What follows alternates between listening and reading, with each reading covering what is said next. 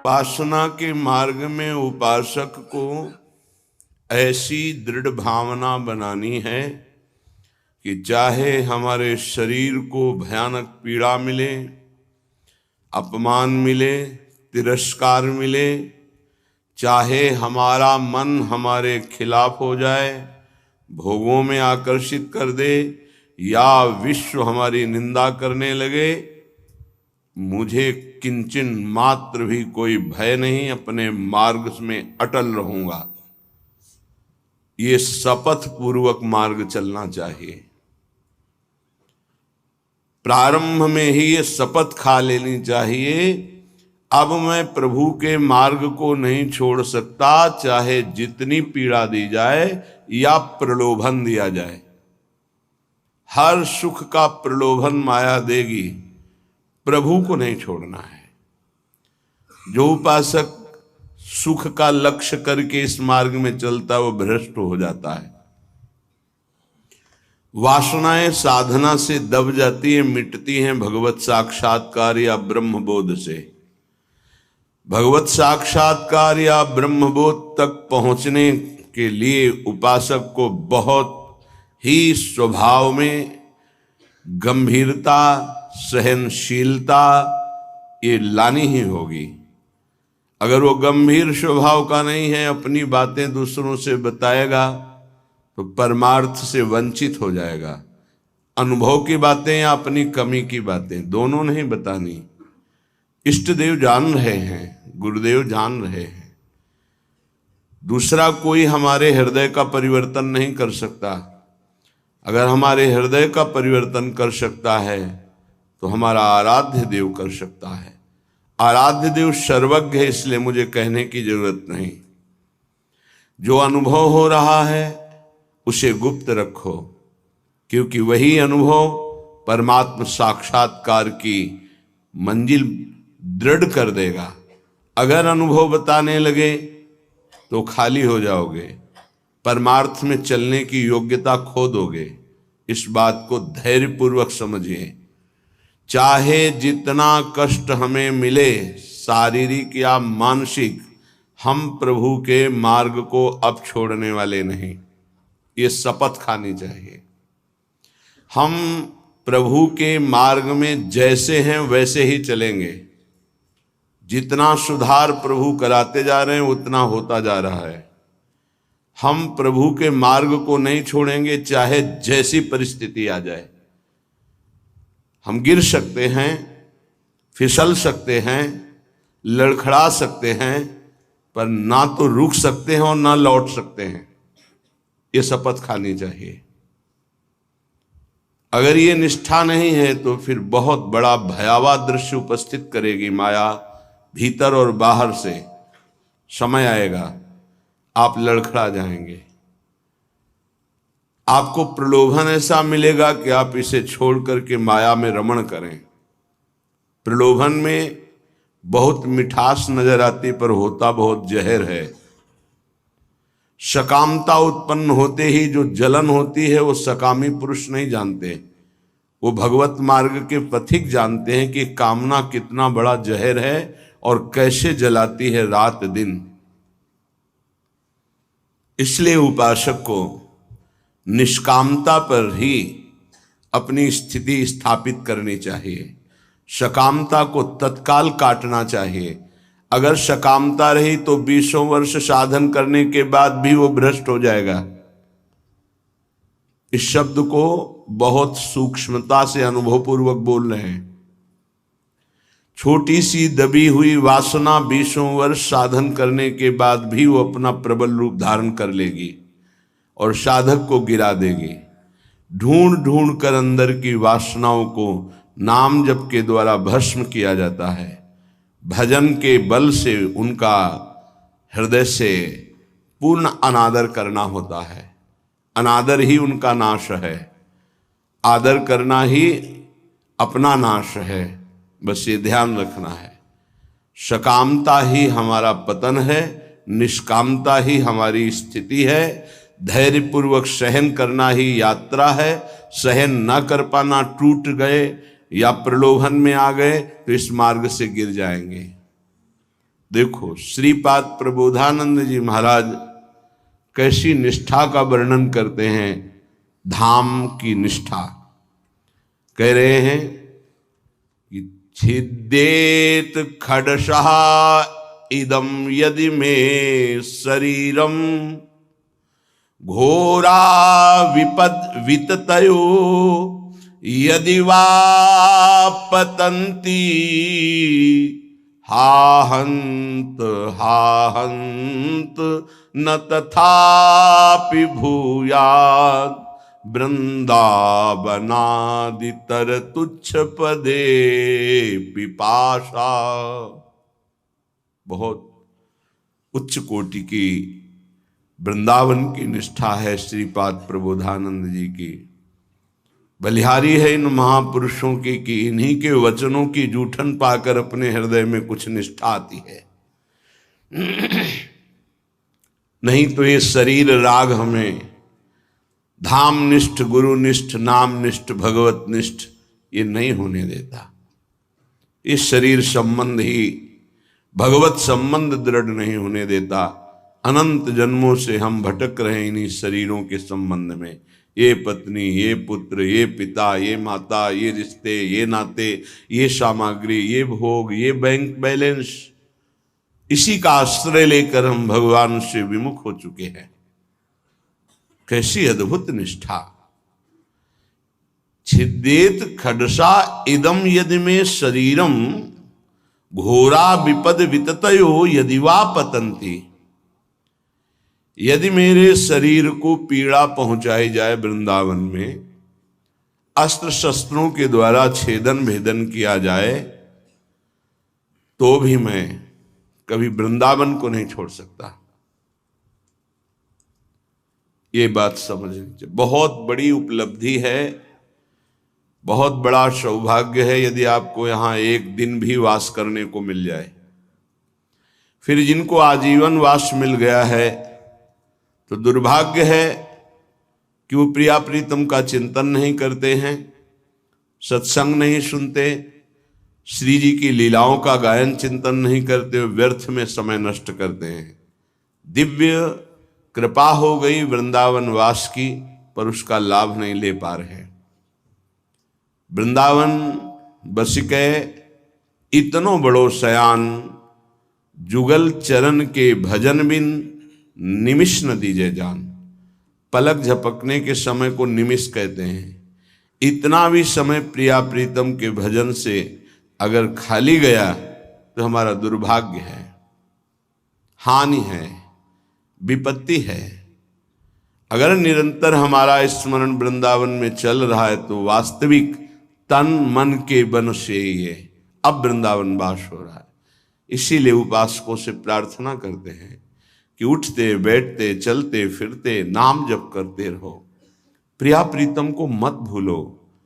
ये तुम्हारा bank balance तुम्हारे साथ नहीं जाएगा, ये तुम्हारी प्रवीणता संसार के व्यवहार की ये नहीं जाएगी, ये तुम्हारा शरीर सुख या संपत्ति सुख ये तुम्हें प्रियालाल से वंचित कर देगा। इसका भरोसा मत करो, ये मायाकृत है। भरोसा करो प्रभु का, भले सब कुछ बना रहे, उसका भरोसा मत करो। ये सब टिकाऊ नहीं है, परिवर्तनशील है। ये शरीर नाशवान है, इसको इतना प्यार मत करो कि प्रभु के प्यार का मार्ग ही छूट जाए। कैसा मंद बुद्धि हो जाती है उपासक की, कैसा विचार हो जाता है कि वो शरीर पोषण के लिए, इंद्रिय भोगों के लिए प्रभु को छोड़ देता है, धाम को छोड़ देता है। ऐसा है, वो धाम को छोड़ देता है, प्रभु को छोड़। एक विषय, एक इंद्रिय मन के साथ मिलकर ऐसी ठगाई की कि प्रभु से विमुख कर दिया, धाम से विमुख कर दिया, गुरु से विमुख कर दिया।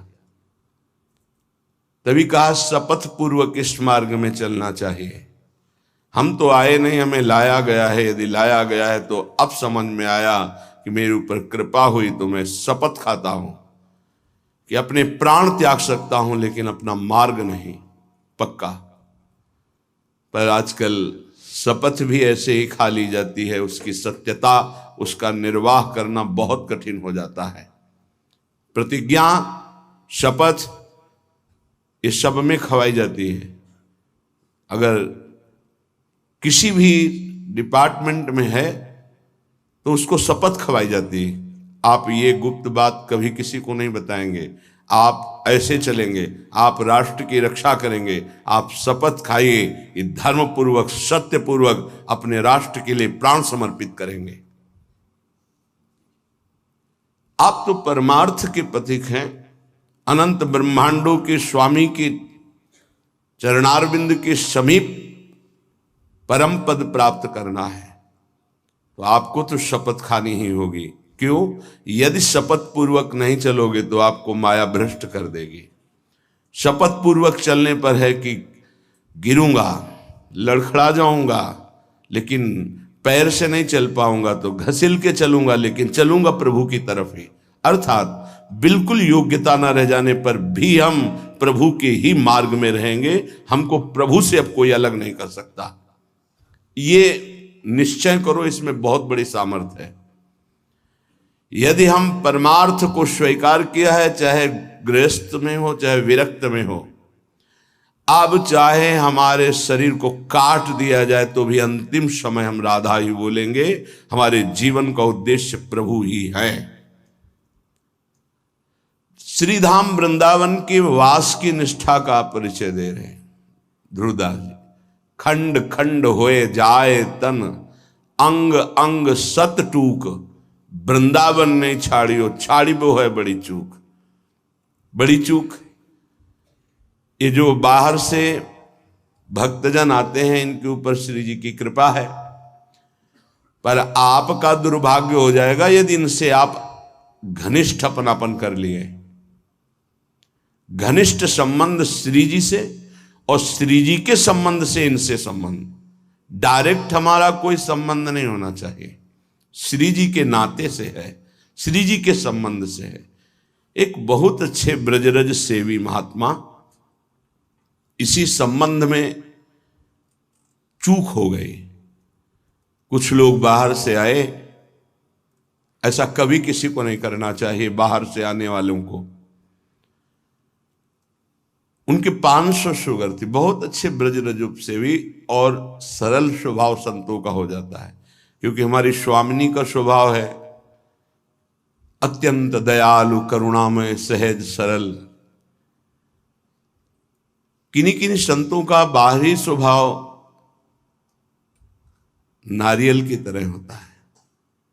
नारियल ऊपर से कठोर होता है, वो अंदर से देखो तो बहुत मिठास वाली गिरी होगी, उसमें मीठा जल होगा, पर बाहर से कठोर रहता है, नीरस रहता है। ये स्वभाव होना ही चाहिए। निर्विकार परम पद की प्राप्ति के लिए हर साधक का स्वभाव इस नारियल की तरह होना चाहिए। बाहर से नीरस, जटिल, कठोर, अंदर से सुकोमल। अगर बाहर से सुकोमल हो गए तो मारे जाओगे, इस मार्ग में मारे जाओगे। बाहर से रुद्र दृष्टि, हृदय ममता शून्य, हृदय ममता, निर्ममो निरहंकारा सम दुखा सुखा क्षमी, श्री भगवान का आदेश है। निर्ममो निरहंकारा। यदि परम पद की तरफ कदम बढ़ा रहे हो तो सोच लो तुम्हारा मार्ग क्या है। निर्ममो निरहंकारा, किसी से कोई ममता नहीं। वो आए और प्रार्थना की कि आपकी 500 शुगर है, ये किडनी फेल कर सकती है, ये दिल फेल कर सकती है, लीवर फेल। अच्छा, हमारे यहाँ बहुत डॉक्टर बढ़िया हैं, ले चलते हैं, 10-15 दिन सेवा करेंगे, आप स्वस्थ हो जाएंगे, फिर आ जाइए, दवा बन जाएगी, चलती रहेगी। उन्होंने स्वीकृति दे दी। वो नहीं वापस आए, वही शरीर पूरा हो गया। आप लोग बाहर से आते हैं वृंदावन लाभ लेने के लिए। अगर आपको श्रद्धा है और कोई संत बीमार है तो यहीं उसकी व्यवस्था कीजिए। उसको बंबई, कलकत्ता, दिल्ली ले जाने की कोशिश मत कीजिए। उसने अपने जीवन को श्रीधाम की रज में दिया है, कष्ट से पीड़ित होने के कारण, प्रबल निष्ठा ना होने के कारण हो सकता है वो हामी भर दे, तो आपको नहीं ले जाना है। वो कहे भी तो नहीं ले जाना है, नहीं महाराज हम यही व्यवस्था करेंगे आपकी, तब तो आपकी सेवा मानी गई। आप उनको धाम छोड़वा दिए तो कौन सी अमरवती पिला देंगे आप? क्या मृत्यु पर विजय आप दिला सकते हैं क्या? श्रीधाम वृंदावन दिला देगा। हाँ ये है कि रजोपसेवी प्रियालाल के चरणारविंद के कहीं भी शरीर छूड़े, वो तो प्रिया प्रीतम में स्थित है, पर वो लाभ जो हम लोग याचना करते हैं कि जय श्री भट्ट धूल धूसर तन यह आशा और धार, कुछ विशेषता है, पक्का मानिया इस रज में शरीर छोड़ने की कुछ विशेषता है, मान लोगे तो जान जाओगे। तभी कह रहे खंड खंड होए जाए तन, अंग अंग सत टूक, वृंदावन नहीं छाड़ियो छाड़िबो है बड़ी चूक। यहां कह रहे हैं छिद्देत खडसा इदम यदि में शरीरम, घोरा विपद विततयो यदि वा पतंती। यदि धार वाले अस्त्र से भी मेरा शरीर काटा जाए तो मैं वृंदावन का कभी त्याग नहीं कर सकता कि भाई वृंदावन में तो बहुत दुख मिल रहा है, अब तो चलते हैं यहां से।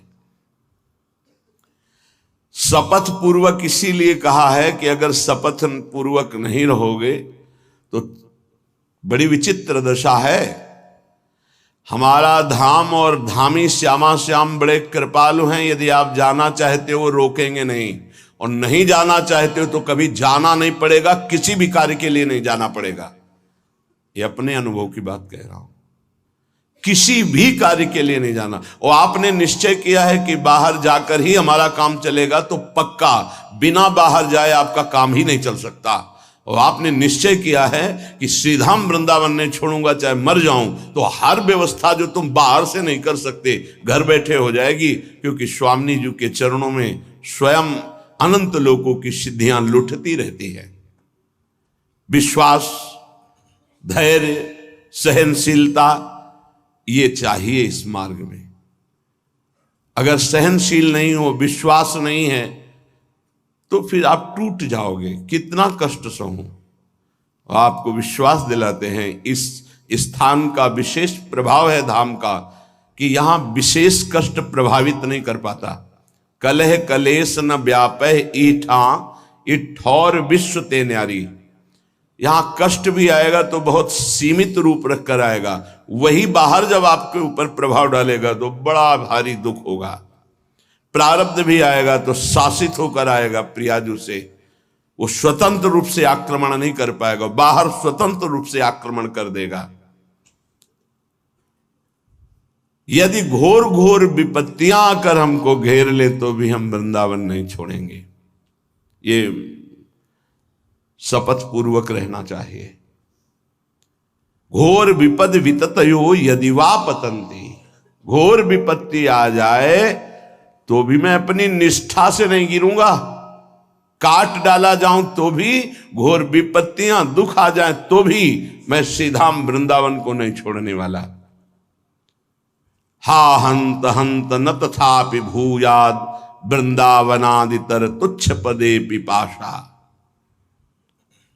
हाय हाय, श्रीपाद कह रहे हाय हाय, जो वृंदावन का वास मिला और उसे छोड़ करके किसी भी लाभ के लिए बाहर जाते हैं तो हाय हाय। हरिराम व्यास जी ने एक पद में लिखा है, इतनी बड़ी कृपा हो गई और इसके बाद भी तुम वृंदावन का आश्रय वास का प्रभाव न जानने के कारण अन्य आश्रय लेते हो, अन्य सहारा लेते हो और यहां छोड़ कर जाते हो, तो मानो अपने सर पर पादुका चला रहे हो। अच्छा, स्वयं पतित पत्रकाण्यमृतवत् सुधा भक्षयन् तृषाह मिहिर नंदिनी शुचि पयोंजलि भी पिबन कदा मधुर राधिका रमण रास केली स्थली बिलोक्य रसमग्न धीर दिवसामि वृंदावनम। ये प्रायः तैयारी की जाती है ध्यान रखना। जैसे किसी को आर्मी में जाना है तो दौड़ भाग ये सब, पहलवानी करना है तो दंड बैठक खान पान और युद्ध की कलाएं, कुश्ती की कलाएं सीखता है। ऐसे ही हम भगवत मार्ग में चल रहे हैं तो हमें पुष्ट भी होना है और युक्तियां भी सीखनी कि शत्रु को कैसे पराजित करना है, क्योंकि हमारे शत्रु अंतर में बैठे हुए हैं। हमारा एक भी शत्रु बाहर नहीं होना चाहिए, किसी से राग द्वेष नहीं, अंदर की वृत्ति से हमारी दुश्मनी है जो भगवत विमुख करने वाली है, उसको पछाड़ना है। तो कह रहे स्वयं पतित पत्रकाण्यमृत वत क्षुधा भक्षयन। अगर वृंदावन में हमें भोजन नहीं मिला तो हम सूखे पत्ते खा करके यहां अमृत के समान भोजन का भाव रख करके प्राण त्याग देंगे, लेकिन धाम नहीं छोड़ेंगे। सूखे पत्ते खा के कि मानो मैं अमृत पा रहा हूं, ऐसी भावना से, पर हम वृंदावन नहीं छोड़ सकते हैं। ये अपने लोगों ने अभ्यास किया, जानबूझ के अभ्यास किया है। ऐसी वृत्ति धारण की गई कि अगर हमको भोजन न मिले तो कई दिन तक हम भूखे रह सकते हैं, और हमारे भजन में विक्षेप नहीं पड़ना चाहिए, और उसका अभ्यास पूरे जीवन चलाया गया। जब तक हम साधन पक्ष में हैं तब तक अभ्यास पूरा दृढ़ कर लेना चाहिए कि अगर हमें 4-5 दिन भोजन ना मिले तो हम भजन में विक्षेप ना पड़े, ऐसा अभ्यास कर लें। हम एकांत में बैठकर भजन करें, हम समाज में बैठकर भजन करें, हम बाजार में खड़े होकर भजन करें, हम यमुना के किनारे भजन, हमारा भजन का अभ्यास कहीं भी हमें बाधा ना पहुंचा पावे, ऐसा होना चाहिए। हमारी निष्ठा कितनी है, जरा विचार करके देखो कितनी है। तृषा मिहिर नंदिनी सुच पयोंजलि भी पिवन। अगर प्यास लगेगी तो उसे जल से बुझा देंगे। गंगा जल में बड़ी सामर्थ्य रही है। अब आगे अब का तो हमें पता नहीं, लगभग 25-26 वर्ष हो गए वृंदावन की निष्ठा का जो स्वरूप गुरुदेव और रजरानी की कृपा से आया पालन हो रहा है। आगे श्री जी जाने। गंगा जल के पान करते ही, जैसे माँ का दुग्ध पान करते ही बालक को भोजन की आवश्यकता नहीं होती, छोटे बालक को, ऐसे ही गंगा जी दुलार करती थी।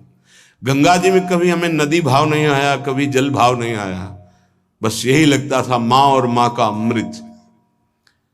अंधेरे पे जाके जब गले से खड़े हो जाते तो कभी कभी मन कहता मगरमच्छ ना आ जाए, तो कहते उसके ऊपर हमारी माँ भी विराजमान होंगी। मगरमच्छ सवारी है गंगा मैया की, तू चिंता क्यों करता है? जब गंगा जी है तो तेरे को क्या चिंता? खड़े हुए मंत्र जप कर रहे। निष्ठाएं ऐसे थोड़ी परिपक्व होती है। हर सुविधा प्राप्त हो गई, कभी अपने को कसने की कोशिश नहीं कर रहे तो मन तुमको कस रहा है। आज ये मिल जाता तो अच्छा, तो कभी एकांत में रो करके बोले कि आज श्री जी मिल जाती तो अच्छा, जीवन की यात्रा पूर्ण हो जाती।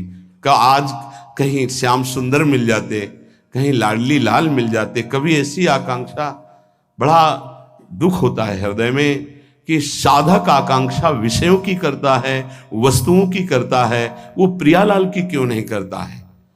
क्या प्रियालाल को तुमने अपना नहीं माना है? क्या जगत के भोग तुम्हारी सुख सामग्री हैं? कैसे तुम साधक हो? कैसे तुम भगवत मार्ग के पथिक हो? कदा मधुर राधिका रमण रास केलस्थली बिलोक्य रस मग्न धी रधिवशामि वृंदावनम। मेरी ऐसी वृत्ति कब होगी कि मैं वृंदावन को देख देख कर रोऊंगा कि ये वही स्थान है जहां हमारे प्रिया प्रीतम रह रहे हैं और खेल रहे हैं और मेरे नेत्र देख नहीं पा रहे हैं। कब ऐसा वृंदावन कृपा करेगा कि मैं देख देख करके मगन हूं कि मेरे प्रिया प्रीतम कैसे रास कर रहे, मेरे प्रिया प्रीतम कैसे वन विहार कर रहे, मेरे प्रिया प्रीतम कैसे झूला झूल रहे, मेरे प्रिया प्रीतम कैसे जल विहार कर रहे, नौका विहार कर रहे। साक्षात पुरौ श्री पुरुषोत्तमांघि सेवारसादप्यधिको रसौघा शंदेत वृंदा विपिनेप्य दृष्टे राधा प्रियेत्रोद्धव एव साक्षी। पुरुषोत्तम भगवान वासुदेव देवकी नंदन का निरंतर सानिध्य प्राप्त करके भी जिनको प्रेम का परिचय प्राप्त नहीं हो पाया, और वो जब वृंदावन की रज में आए तो बिना किसी साधन के प्रेम प्राप्त हो गया। इसके साक्षी उद्धव जी हैं। श्रीपाद कह रहे हैं कोई उनको साधन नहीं करना पड़ा, गोपी जनों के दर्शन, संभाषण, चरण धूलि, इसका स्पर्श होते ही प्रेम का प्रादुर्भाव हो गया। क्योंकि तैयार भूमि थी, भूमि तैयार थी, बीज के अंकुरण में देर नहीं लगी। अपने लोगों के ऊपर कृपा है, उसी रज में बैठे हैं, उसी रज में वास करते हैं, पर भूमि तैयार नहीं है। रोज ये सत्संग हो रहा है तो मानो किसान जैसे अपनी खेती को जोत करके उसे तैयार करता है, ऐसे मानो सत्संग आपके हृदय की भूमि को तैयार, ये जो शपथ पूर्वक चलिए, ये भूमि तैयार की जा रही है। लेकिन आप देखिए कहां साधक भूमि तैयार कर पाता है अपने हृदय की, जहां थोड़ी सी प्रतिकूलता की छाया भी आई कि भाग खड़ा हुआ। प्रतिकूलता नहीं आई, अभी प्रतिकूलता तो जानते नहीं, प्रतिकूलता की छाया आई कि भाग खड़ा हुआ। जो राधा प्रिय इस वृंदावन में वास स्वीकार करके रहनी से रहता है, तो बिना किसी अन्य साधन के उसके हृदय में प्रेम प्रवाहित हो जाता है। इस बात के साक्षी हैं उद्धव जी, कोई साधन नहीं हुआ। जब वृंदावन आए तो इस रज की कृपा से ऐसे महाप्रेमी हुए। भगवान की कृपा से आज भी गिरिराज जी की तलहटी में वो अव्यक्त रूप से विराजमान रहते, कभी तलहटी नहीं छोड़ते। प्रकट में बद्री बन गए, लेकिन अप्रकट में यहीं रहते हैं गिरिराज जी की तलहटी में। उद्धव कुंड परिक्रमा मार्ग में मिलता है, उसी क्षेत्र में श्री उद्धव जी महाराज विराजमान रहते हैं। हमारे हृदय में यह अनुभव होना चाहिए कि हमारे ऊपर प्रभु की विशेष कृपा है। बस उस कृपा का अवगाहन, कभी दिव्यता की तरफ सोचिए। अपनी इंद्रियां और मन ये पार्थिव भोगों की तरफ ही सोचता रहता है। कोई पार्थिव व्यक्ति अनुकूल हो जाए तो हम नाच पड़ते हैं। प्रियालाल तुम्हें प्यार कर रहे हैं, तुम्हें नहीं दिखाई दे रहा, तुम्हारी समझ में नहीं आ रहा कि तुम्हें श्यामा से हम प्यार कर रहे हैं, इतना प्यार कर रहे हैं। हम मांग कर रहे हैं पार्थिव व्यक्ति के प्यार की, कोई प्रगट में मनुष्य हमें प्यार करे। हम मांग कर रहे हैं इंद्रियों के भोगों की। सच्चिदानंद सुख देने के लिए हरि गुरु तैयार है, हमें वो नहीं चाहिए। यही दुर्भाग्य है हमारा। उपासक सावधान, बहुत जन्म भोग चुके हो, बहुत जन्म तुम किसी ना किसी के होते रहे हो। इस बार केवल श्री जी के इस शरीर को धरोहर की तरह हरि गुरु को समर्पित कर दो। ये आपकी वस्तु है, इस पर अब मेरा कोई अधिकार नहीं, तो हरि गुरु आपको समर्पित कर देंगे। लो, हमारा संपूर्ण वैभव आपका है। आप करके तो देखो, बड़ा सस्ता सौदा है। शरीर तो तुम माया में कितनी बार समर्पित कर चुके हो। एक बार मायाधीश प्रभु श्री जुगल सरकार को अपना जीवन